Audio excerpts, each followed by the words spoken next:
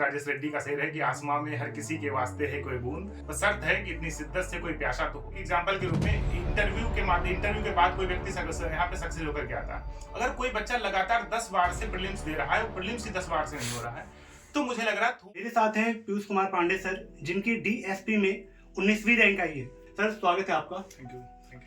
Sir इस बार आपको भी पता है कि आप रैंक इंप्रूव करने के लिए इस बार अपीयर होने वाले हैं आप भी।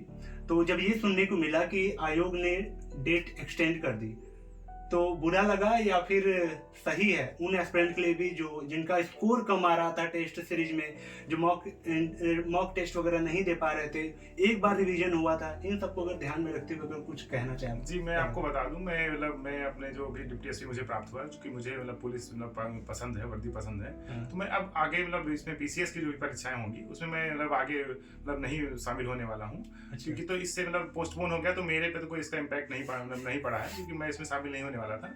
लेकिन हाँ, जो क्योंकि मैं अब आगे जो मेरे पास अटेम्प्ट्स हैं, अभी UPSC के 3 अटेम्प्ट्स हैं, तो मैं उनमें अभी शामिल हूँगा, उनमें अपना एफर्ट लगाऊंगा। लेकिन जो पोस्टपोन हो गया है, तो इसका सीधा सी बात है कि जो बच्चे लगातार मेहनत कर रहे थे उन पे थोड़ा सा इम्पैक्ट ये पड़ा है कि उन्होंने लगभग तैयारी अपनी कर दी थी, अब उनको एक गैप क्रिएट हो गया है।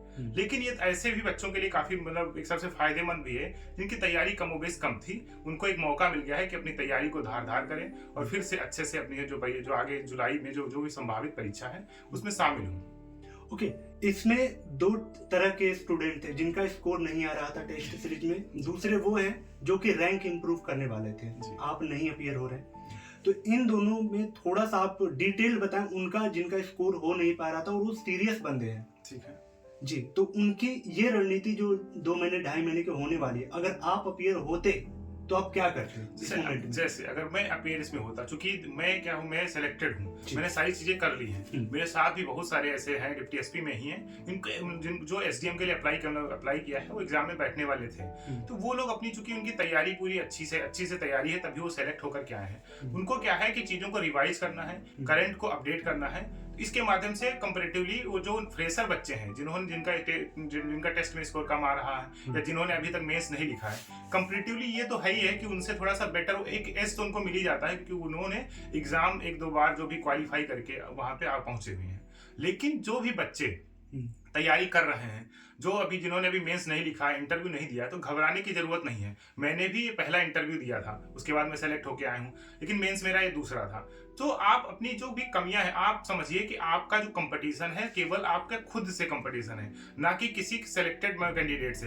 अगर मैं एग्जाम में अपीयर होने जा रहा हूं, तो किसी भी फ्रेशर बच्चों को ये नहीं सोचना चाहिए कि मेरा कंपटीशन पीयूष सर से है। वो आप सोचिए कि आपका कंपटीशन आपसे है। क्योंकि आप देखें, जब भी पिछले अगर 3-4 साल का PCS का अगर उसमें कट ऑफ देखेंगे, तो देखेंगे कि आप अगर एक निश्चित कट ऑफ पार कर लेते हैं, इतने कोई निश्चित क्वेश्चन सही कर लेते हैं, तो फिर ये फर्क नहीं पड़ता कि आप सिलेक्टेड हैं या नॉन सिलेक्टेड हैं। तो आप कोशिश करिए, अधिक से अधिक टेस्ट लगाइए, रिवीजन करिए, और एक जो कट ऑफ है, अगर आप 100 क्वेश्चन अगर आप आफ्टर माइनस मार्किंग सही कर ले जाते हैं, तो आप लगभग हर साल सेफ रहेंगे, लगभग चाहे इतना पेपर कठिन आ जाए। तो ये जो पेपर कठिन आएगा वो सबके लिए कठिन आए। तो आप कोशिश करिए, अपना अपनी जो स्ट्रेंथ है उसको बढ़ाइए, आपकी जो कमियां हैं उन पर काम करिए। आपको लगता है कि एक टाइम के बाद अगर इतना कम स्कोर आपका आ रहा है तो आपको इस बार अपीयर नहीं होना चाहिए, या फिर इतना तक स्कोर आ रहा है तो आप चांस ले सकते हैं इस बार अपीयर होने के लिए? वो लिमिट्स बता सकते हैं आप? देखिए, अगर स्कोर आपका, जैसे अगर एग्जांपल के रूप में ले, अगर मान लो कि 95 क्वेश्चंस पे आपका सिलेक्शन हो रहा है, अगर आप जनरल कैंडिडेट हैं और आपका स्कोर 60 और 65 या 70 के आसपास है, तो अभी अगर आप जुलाई में एक्सपेक्टेड है, तो तब तो आपके पास समय है, 3-4 महीने का समय जो भी है, आप अधिक से अधिक मेहनत करके, रिवीजन करके आप उसको बढ़ा सकते हैं। लेकिन अगर आप बिल्कुल जस्ट फ्रेशर हैं, तो आप तब उसके हिसाब से डिसीजन लीजिए। मैं एक बात और भी बताता हूं, जो भी एग्जाम में जो अपीयर होने वाले हैं, कि आप सबसे पहले मेंस पे काम करिए। क्योंकि मेंस, अगर आप मान लो फॉर एग्जांपल के रूप में आपका प्रीलिम्स क्वालिफाई भी हो जाता है और आपके पास मेंस कंटेंट नहीं है, आपने मेंस आंसर राइटिंग नहीं करी है, तो फिर यही होगा कि आपके टैग एक जुड़ जाएगा कि आपने प्रीलिम्स पास कर लिया है। लेकिन चूंकि आप यहाँ पे प्रीलिम्स और मेंस पास करने के लिए नहीं आए हुए हैं, आप फाइनल सिलेक्शन लेने के लिए आए हुए हैं। तो आप कोशिश करिए कि जो भी ये समय है उसमें मेंस पे काम कर लीजिए, और जिनका मेंस का नोट्स जो है ऑलरेडी तैयार है, जैसे अभी जो लोग यहाँ पे जो 17 मार्च को एग्जाम जो होने वाला था उसमें अपीयर होने वाले थे, तो जाहिर सी बात है कि उनका मेंस लगभग कंप्लीट होगा, मैं ये मान के चलता हूँ। अगर उनका नहीं है तो मेंस पे फोकस करें, 1-2 महीने का समय है, और मेंस कंप्लीट है तो प्रीलिम्स के स्तर पे जो भी उनको लगता है कि उनमें कमियां हैं, हो सकता है इसमें 6-7 जो भी टॉपिक हैं उसमें अगर उनको लगता है कि एंसेंट हिस्ट्री में उनकी दिक्कत है, एंसेंट हिस्ट्री को बार बार थोड़ा सा और रिवाइज कर लीजिए। अगर आपको लगता है कि इस जगह बायोलॉजी या जो जनरल साइंस उसमें आपके स्कोर कम आ रहे हैं तो उनको आप रिवाइज कर लीजिए। तो आप 2-3-4 टेस्ट लगा करके इस बात को समझ लीजिए कि आपका पूरे 150 क्वेश्चन में और जो भी आपके सब्जेक्ट पूछे जा रहे हैं उनमें कौन से एरिया में आपके क्वेश्चन अधिक गलत हो रहे हैं, आप उन पे फोकस करिए। और मुझे लग रहा है कि समय अब 3-4 महीने का बचा हुआ है, जो लोग जिनकी तैयारी नहीं थी उनके लिए तो एक और अवसर भी हो गया है, और जिनकी तैयारी थी उनको और अपने आप को मजबूत करने का भी अवसर हो गया। तो दोनों लोग इसको सकारात्मक रूप से लें और अपनी तैयारी को कंटिन्यू रखें। ओके, इस टाइम में क्या करंट अफेयर के लिए कुछ स्पेशल मैगजीन्स देख सकते हैं, नोट्स को छोड़ सकते हैं बनाना, या फिर नोट्स बनाते रहना है? इसके ऊपर देखिए, मैं नोट्स की बात है तो मैं सेल्फ नोट्स में काफी ज्यादा बिलीव करता हूँ। और अगर मेंस के जो नोट्स हैं वो मैं ये मानता हूँ कि आप अगर प्रीलिम्स देने जा रहे हैं और प्रीलिम्स देकर जिस दिन आए हैं तब तक आपके पास मेंस का लगभग सारा नोट्स होना चाहिए। एक आध सेक्शन अगर आपके पास नहीं है तो कोई बात नहीं, आप 90-100 दिन का जो बीच में गैप होता है उसमें आप कवर अप कर लेंगे। लेकिन जो मेन एरियाज है, जैसे एथिक्स का पता चले आपके पास नोट्स ही नहीं है, आप जब प्रीलिम्स पास जब हो जाएगा, रिजल्ट आ जाएगा, तब आप एथिक्स का नोट्स बनाना स्टार्ट करेंगे, उसका कंटेंट इकट्ठा करेंगे, तो मुझे लगता है ये थोड़ा सा दिक्कत वाली बात है। तो आप कोशिश करिए कि अगर आपके पास मेंस का नोट्स नहीं है तो आप उस मेंस पे काम करिए, और 1-2 महीना जो भी है, मार्च चल रहा है, अप्रैल तक आप अपने आप को क्या करिए, क्योंकि आप मेंस का तैयार कर लीजिए। लेकिन आप एक बात समझिए कि ऐसा नहीं है कि मेंस का आप तैयार कर रहे हैं तो प्रीलिम्स उसके साथ नहीं तैयार हो रहा। आप समझिए, अगर हिस्ट्री, अगर आप मॉडर्न इंडिया तैयार कर रहे हैं नोट्स, तो साथ साथ आप उसमें डेटा, फैक्ट, बहुत सारी जानकारी होती है, तो आप उनका साथ साथ याद भी कर रहे होते हैं। तो मेंस के साथ साथ प्रीलिम्स की भी तैयारी होती है। तो इन दोनों को अलग अलग करना थोड़ा सा मुश्किल है, मुझे लग रहा है कि अलग नहीं करना चाहिए, दोनों को एक साथ समझते हुए उनकी आप तैयारी करिए। हाँ, जब प्रीलिम्स 1-2 महीना बचता है तो आप थोड़ा सा फैक्ट पे ध्यान दे देते हैं, करंट के जो इशूज होते हैं उन पे आप ध्यान दे देते हैं, तो आप ऐसा करेंगे मुझे लग रहा है एक सकारात्मक परिणाम जरूर आएगा।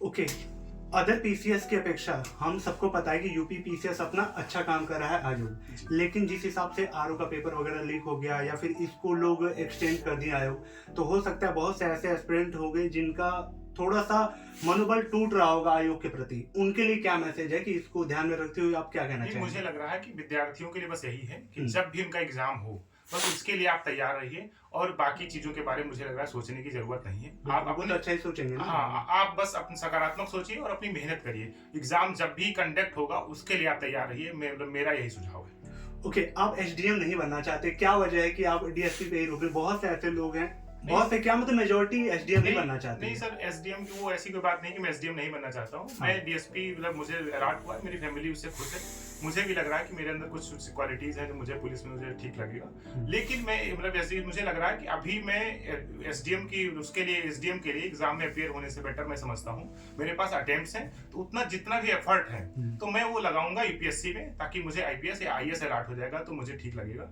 और उसके बाद अगर मुझे लगेगा कि अगर ऐसी कोई भी दिक्कत है तो मैं कभी एसडीएम के लिए मैं कभी भी अप्लाई कर सकता हूँ, मेरा ये मानना है। लेकिन मैं जो एफर्ट है वो मैं यूपीएससी के लिए लगाना चाहता हूँ। ओके, जनरली डर की बात करता हूँ मैं, जो एस्पिरेंट के मन में डर है कि आप एक ऐसे एग्जाम में बैठने वाले जो अपने यूपी का सबसे टफेस्ट और सबसे बड़ा एग्जाम है, उसमें आपके टीचर भी अपीयर हो रहे होते हैं, तो बहुत से लोग ऐसे सोचेंगे अरे हमारे टीचर मेंटोर भी जब इसमें अपीयर हो रहे हैं, हमारा नंबर लगेगा नहीं लगेगा, ऐसी भ्रांतियां उनके मन में होती है। तो क्या कहेंगे? जो भी फ्रेशर बच्चे हैं तो उनको थोड़ा सा एफर्ट लगाने की जरूरत है। ऐसा बिल्कुल भी नहीं है कि फ्रेशर बच्चे सेलेक्ट नहीं होते हैं।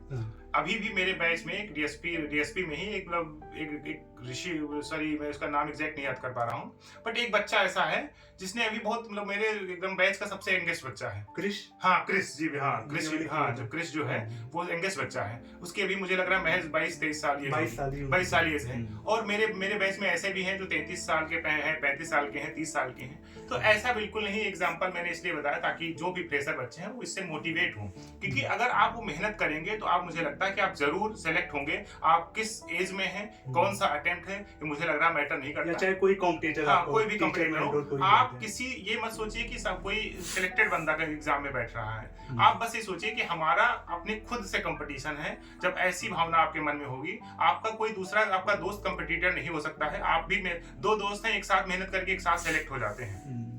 तो कभी भी आपका दोस्त कंपटीटर नहीं होता, आपके कभी सीनियर जो है कंपटीटर नहीं होंगे, कोई आपका कंपटीटर नहीं होगा, आपका कंपटीटर आप खुद हैं। तो मुझे लग रहा है आप अपने पे मेहनत करिए, जो भी आयोग के द्वारा प्रश्न पत्र पूछे जा रहे हैं उनको आप इवेल्युएट करिए और उनकी एनालिसिस करिए और बस उसी पे फोकस करिए। मुझे लग रहा है सफलता जरूर मिलेगी।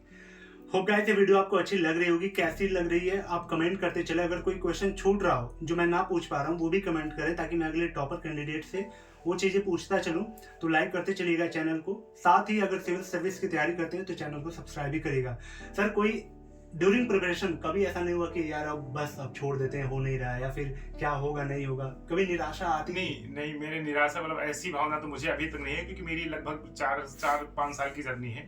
तो अभी तक ऐसा नहीं हो रहा था, क्योंकि मैंने यूपीएससी के एग्जाम दिए उसमें फाइनल सिलेक्शन नहीं हुआ। तो कभी कभी ऐसा लगता था कि हाँ थोड़ा सा है, लेकिन बट मुझे क्या था, अपनी जो मैं काम करता था, मेहनत करता था। आप मेरे बैकग्राउंड में देखेंगे कि कितनी बुक्स हैं, इनको मैंने लगभग सारी पढ़ रखी हैं, सारा मैंने काम किया है। मैंने अपना सेल्फ नोट्स बनाया है। मैं जो भी मेरे पास टाइम होता था उनमें मैं कोशिश करता था अपना नोट्स बनाऊं। जो भी कमियां होती थी मैं सुधारने की कोशिश करता था, क्योंकि मेरा जो ड्रीम है वो सिविल सर्विस ही था। तो मुझे फिर कभी ये लगता था कि अगर सपने के लिए आपको मैं 5 साल का, मैं 10 साल भी देने के लिए तैयार था। मेरे मन में कभी कभी तो ऐसी बात आती थी कि मुझे जितना समय यहाँ लगेगा मैं दूंगा, बट मुझे क्या है, सिलेक्शन लेकर के ही या मुखर्जी नगर से मुझे वापस जाना है।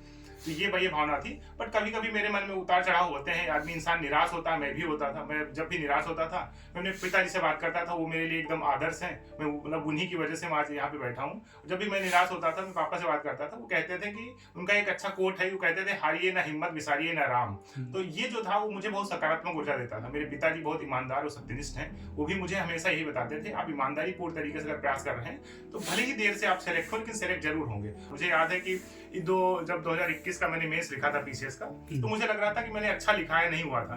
तो मेंस का मेरा रिजल्ट आया और मेरा लगा कि कोई इंटरव्यू कॉल नहीं आई, तो मैं भगवान को चूंकि बहुत मानता हूँ, तो ये हुआ कि तब मैं इतना ज्यादा निराश हो गया था, इतना परेशान टूट गया था। तो जितने मैंने रक्षा धागे जितने बांधे थे वो सब मैंने उतार दिए थे, पूरे अलग कर दिए थे। फिर उसके बाद फिर होता है मन में विक्षोभ होता है, तो कुछ दिन तक, 15 दिन तक, 1 महीने तक रहा। उसके बाद फिर से मुझे लगा कि मतलब अपनी मेहनत और भगवान का जो साथ है, ईश्वर की कृपा है, तभी आप सेलेक्ट हो पाएंगे। तो मुझे लग रहा है जो मैंने मेहनत करी और ईश्वर ने कृपा करी, और माँ बाप की जो उम्मीद थी, उनका जो परिश्रम था मेरे लिए, वो मतलब एक हिसाब से सक्सेस में मेरी तब्दील हो पाया। ठीक है, आपका इतना स्ट्रांग बिलीव रहा है कि आप बोलोगे अगर 5 साल भी ना लगे, 10 साल भी लगे, तो भी मैं सिविल सर्वेंट बन के ही जाऊंगा। इतना बड़ा डिसीजन लेना एक आम लड़के के लिए शायद पॉसिबल ना हो पाए, जिसका फैमिली बैकग्राउंड कमजोर हो। ऐसे 8x8 के कमरे में 5x5 ऐसे रह के वो शायद अफोर्ड ना कर पाए 5 साल। तो उसके लिए क्या मैसेज है, क्या वो अलग से कुछ कर सकता है फाइनेंशियली?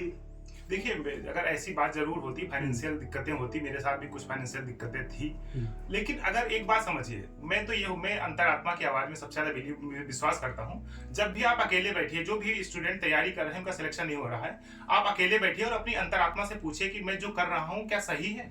और क्योंकि देखो क्या है, इवैल्यूएशन जो है, आप time to time self assessment अपना करते रहेंगे तो आप जरूर पाएंगे कि हाँ आप बहुत नजदीक हैं, आप एक दौड़ में हैं, और एकदम जो आपका अंतिम लक्ष्य है उस तक आप पहुंच करके फिर मतलब बस क्या होता है, पहुंचने वाले होते हैं, फिर नहीं पहुंच पा रहे हैं। तो ये जरूर है कि अगर आपकी डिस्टेंस कितनी है, आपका जो लक्ष्य है और उससे लक्ष्य से आपकी डिस्टेंस कितनी है, आप कहाँ पे खड़े, ये डिसाइड करेगा कि आप कितने साल इस जर्नी में टिक पाएंगे। अगर आप, जैसे क्या है कि मैं जैसे एक एग्जांपल के रूप में, इंटरव्यू के बाद कोई व्यक्ति यहाँ पे सक्सेस होकर के आता है। अगर कोई बच्चा लगातार 10 बार से प्रीलिम्स दे रहा है, प्रीलिम्स ही 10 बार से नहीं हो रहा है, तो मुझे लग रहा है थोड़ा सा उसको ये समझने की जरूरत है कि वो अपने आप को फिर इवैल्यूएट करे कि क्या दिक्कतें हैं। मैं फिर से यही कहूंगा कि अगर ऐसी सिचुएशन है तब फिर आप प्लान बी बनाइए जरूर, क्योंकि अगर हाँ ये हो रहा है कि आप बराबर 3 बार से 4 बार से इंटरव्यू तक पहुंच रहे हैं लेकिन नहीं हो पा रहा है, तब मुझे लग रहा है कि आपको इस जो रण क्षेत्र है इसमें टिके रहना चाहिए। और मैं ऐसे बहुत लोगों को जानता हूँ जो लगातार में इंटरव्यू तक जा रहे थे, तो उनका नहीं हो पा रहा था, लेकिन उन्होंने फाइनल सक्सेस, मतलब क्या हुआ, फाइनल उन्होंने अचीवमेंट करी। क्योंकि ये जर्नी बहुत टफेस्ट, मतलब एक हिसाब से बहुत टफेस्ट जर्नी है। बहुत अलग अलग डाइवर्सिटी के लोग यहाँ पे आते हैं, अच्छे नॉलेज वाले लोग यहाँ पे आते हैं। क्योंकि मैं भी जब से साथ में गया हूँ, मैंने अपने बैचमेट से बात करी है, जितने बैचमेट हैं, तब मुझे पता चला कितने लोग एक हिसाब से अच्छे ब्राइट हिसाब से जो कैंडिडेट हैं यहाँ पर सेलेक्ट होकर के आए हैं। इसलिए आप लोग कोशिश करिए कि हाँ अगर आप इंटरव्यू तक जाते हैं, मेंस लिख रहे हैं, अगर मेंस लिख रहे हैं तो दिक्कत थी कि अगर उसके बाद आपका सिलेक्शन नहीं हो रहा है तो मुझे लग रहा है कि मेंस में दिक्कत है। तो एक बार में आप मान लो कोई किसी स्टेप में आप फेल हुए, तो आप कोशिश करिए कि आप दूसरे स्टेप में फेल मत होइए, क्योंकि उसमें आप काम करिए। तो मुझे लग रहा है इस तरीके से आप काम करेंगे तो मुझे लग रहा है कोई दिक्कत नहीं होगी फिर। ओके, आपने कोचिंग ली थी? हाँ, कोचिंग ली थी मैंने। ओके, अटेम्प्ट कौन सा रहा था? ये मेरा पीसीएस का मेरा 3rd अटेम्प्ट है। इसके 2 बार मैंने मेंस लिखे, इंटरव्यू मेरा पहला इंटरव्यू था। एक मीडियम मेरा हिंदी है। ओके, लास्ट समराइज अगर करें आपके मन की बात की, फाइनल ये तो रहा मेरे क्वेश्चन और जो आपने बताना चाहा, आपके मन में कुछ ऐसा है जो आप अपने जूनियर, सीनियर या भाई बहन से कहना चाहते? जो भी मेरे मतलब एक सबसे जो कैंडिडेट हैं, जो भी सिविल सर्विस की तैयारी कर रहे हैं, मैं उनसे यही कहूंगा कि आप अपने आप को अकेले बैठ करके आकिए, आप समझिए आपका मन क्या कह रहा है। आपका मन सच बोलेगा और उस मन की बात सुनिए। अगर आप ईमानदारी पूर्ण तरीके से प्रयास कर रहे हैं तो मुझे पूर्ण विश्वास है कि आप जरूर एक ना एक दिन सफल जरूर होंगे।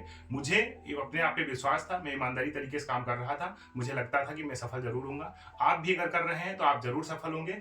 और एक होता नहीं, एक रूटीन के साथ आप पढ़ाई करिए और उसमें ब्रेक मत करिए, कंसिस्टेंट होकर काम करिए, पेशेंस रखिए। कभी कभी उतार चढ़ाव आएंगे। अगर एक हफ्ते में अगर आपका एक दिन पढ़ने का मन नहीं कर रहा तो कोई बात नहीं, आप 6 दिन आप जितने भी हैं उनको आप बहुत अच्छे तरीके से पढ़िए, कोई बात नहीं है। आप अच्छे से मेहनत लगन के साथ पढ़िए और आप सफल जरूर होंगे। और आज एक राजेश रेड्डी का शेर है कि आसमां में हर किसी के वास्ते है कोई बूंद, बस शर्त है कि इतनी शिद्दत से कोई प्यासा तो हो। तो आप भी अपने मन में प्यास जगाइए और मेहनत करिए और आप जरूर सफल होंगे।